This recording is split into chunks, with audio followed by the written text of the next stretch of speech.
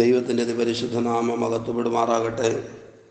ഈ വിലയേറിയ പ്രഭാതത്തെ ഓർത്ത് കർത്താവിനെ സ്തുതിക്കുന്നു. ഇന്ന് രാവിലെയും പ്രാർത്ഥനയോടെ ദൈവമുഖത്തേക്ക് നോക്കുവാൻ ഒരവസരം കൂടെ ദൈവം നമുക്ക് നൽകി തന്നു. നമ്മുടെ ദൈവത്തിൻ്റെ വിശ്വസ്തത വലുതാണ്. ഈ രാവിലെയുള്ള ചിന്തയ്ക്ക് വേണ്ടി 32-ാം സങ്കീർത്തനം 7-ാം വാക്യം വായിക്കുന്നു. സങ്കീർത്തനങ്ങൾ 32:7. നീ എനിക്ക് മറവിടമാകുന്നു, നീ എന്നെ കഷ്ടത്തിൽ നിന്ന് സൂക്ഷിക്കും, രക്ഷയുടെ ഉല്ലാസ ഘോഷം കൊണ്ട് നീ എന്നെ ചുറ്റിക്കൊള്ളും. പ്രിയരെ, ഈ വചനത്തിൻ്റെ നന്മകൾ പ്രാപിപ്പാൻ ദൈവം നമ്മെ സഹായിക്കട്ടെ.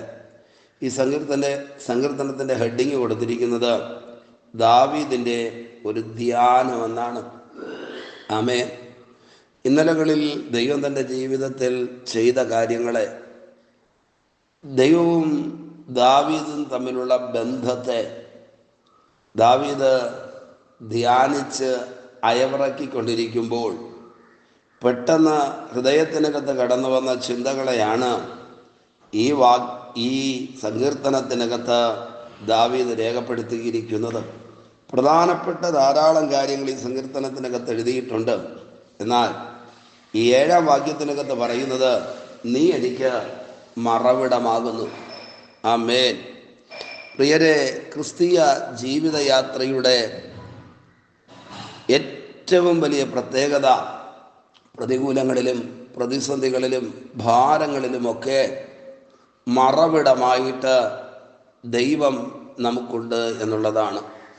ശത്രുവില്ല, പ്രതിസന്ധികളില്ല, ഒരു പ്രശ്നവുമില്ല എന്നുള്ളതല്ല, നീക്കുപോക്കുകളെ നൽകി തരുവാൻ, ജീവിതത്തിന് നേരെ കയറി വരുന്ന പ്രതിസന്ധികൾക്കകത്ത് വിടുതൽ കൽപ്പിക്കുവാൻ, സമൂലമായ മാറ്റം ജീവിതത്തിൽ നൽകി തരുവാൻ കരുത്തുള്ളൊരു ദൈവത്തെയാണ് നാം സേവിക്കുന്നു എന്നതാണ് ക്രിസ്തീയ ജീവിതത്തിൻ്റെ പ്രത്യേകത.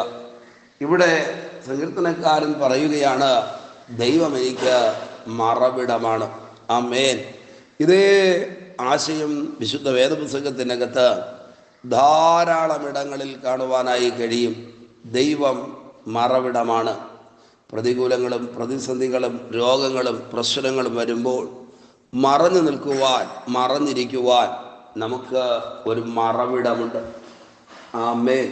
നിശ്ചയമായിട്ടും ഇന്ന് പകൽ ദൈവിക സംരക്ഷണം, ദൈവം മറവിടമാകുന്ന അനുഭവം ജീവിതത്തിൽ പ്രാപിക്കുവാൻ ഈ തിരുവചനം ധ്യാനിക്കുമ്പോൾ പരിശുദ്ധാത്മാവ് നമ്മെ സഹായിക്കട്ടെ.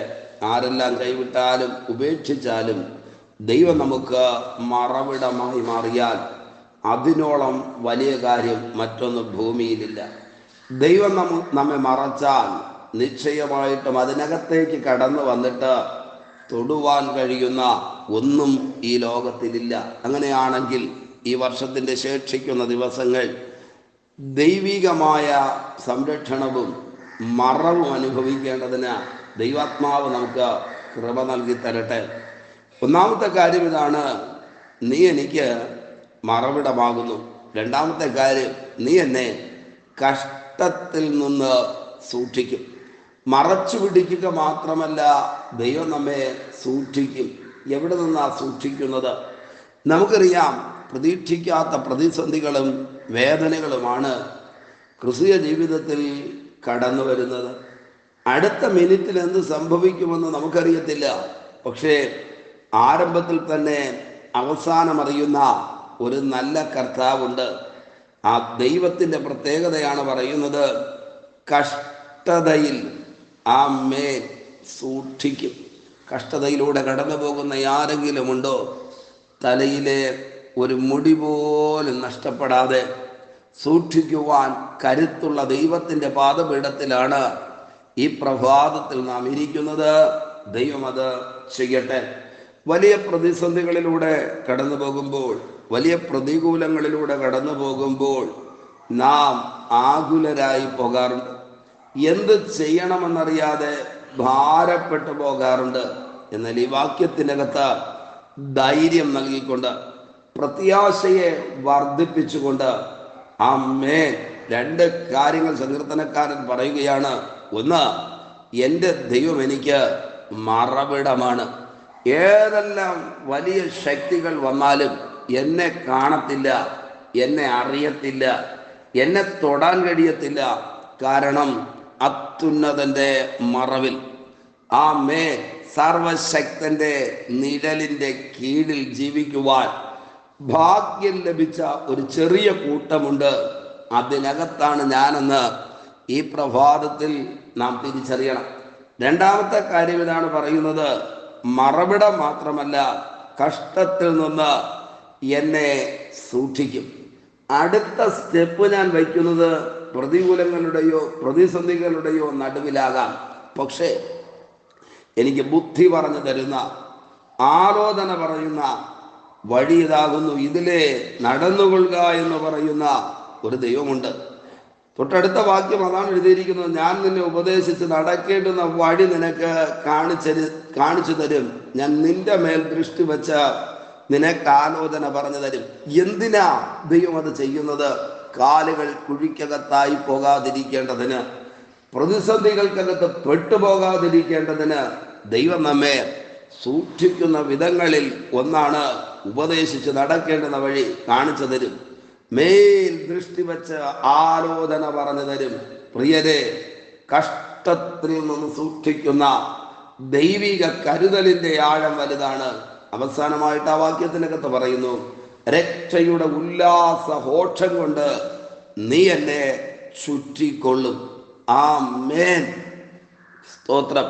ഭക്തനായ ഒരു മനുഷ്യന്റെ ജീവിതത്തിൽ ആർക്കും എടുത്തു മാറ്റുവാൻ കഴിയാത്ത നിലയിൽ സന്തോഷത്തിന്റെ പരിപൂർണത അനുദിന ജീവിതത്തിൽ അനുഭവിക്കുവാനായി കഴിയും. ഇന്ന് പകൽ ഏതെങ്കിലുമൊക്കെ പ്രതിസന്ധികളിലൂടെ കടന്നു പോകുന്നെങ്കിൽ, പ്രശ്നം ജീവിതത്തിൽ ഉണ്ടെങ്കിൽ, എങ്ങനെ അടുത്ത സ്റ്റെപ്പ് വയ്ക്കണമെന്നറിയാതെ നിരാശയോടെ ഈ പ്രഭാതത്തെ അഭിമുഖീകരിക്കുന്നു എങ്കിൽ, വാക്യം എഴുതിയിരിക്കുന്നു, രക്ഷയുടെ ഉല്ലാസഘോഷം കൊണ്ട് നീ എന്നെ ചുറ്റിക്കൊള്ളും. ചുറ്റി മറയ്ക്കുന്ന ആമേൻ. ദൈവത്തിന്റെ വലിയ പ്രവൃത്തി നമ്മുടെ ജീവിതത്തിൽ വെളിപ്പെടേണ്ടതിന് ദൈവകരങ്ങളിലേക്ക് ഈ നല്ല പ്രഭാതത്തിൽ ഏൽപ്പിച്ചു കൊടുക്കാമോ? വലിയ കാര്യങ്ങളെ നമുക്ക് വേണ്ടി പരിശുദ്ധാത്മാവ് ചെയ്യുന്ന ഒരു നല്ല പ്രഭാതമായി തീരട്ടെ. പ്രാർത്ഥിക്കാം ദൈവത്തോട്. പരിശുദ്ധ ദൈവമേ, സ്വർഗസ്ഥ പിതാവേ, ഈ നല്ല ദിവസത്തിനായി സ്തോത്രം ചെയ്യുന്നു. ദൈവിക വാഗ്ദത്തങ്ങൾക്കായും വചനങ്ങൾക്കായും നന്ദി. ഈ വിടുതലകൾ അനുഭവിക്കേണ്ടതിന് ഓരോരുത്തരെയും ദൈവം ബലപ്പെടുത്തണമേ. കരുണയുള്ള കരങ്ങളിൽ താങ്ങണമേ. ദൈവപ്രവൃത്തിയും ദൈവകൃപയും വെളിപ്പെടുത്തും. ബലമുള്ള കരങ്ങളിലേക്ക് ഏൽപ്പിക്കുന്നു. അധികാരമുള്ള യേശുവിന്റെ നാമത്തിൽ പിതാവേ. Okay, God bless you. ദൈവമായ കർത്താവ് എല്ലാവരെയും ധാരാളമായി അനുഗ്രഹിക്കട്ടെ. ആമേൻ, ആമേൻ.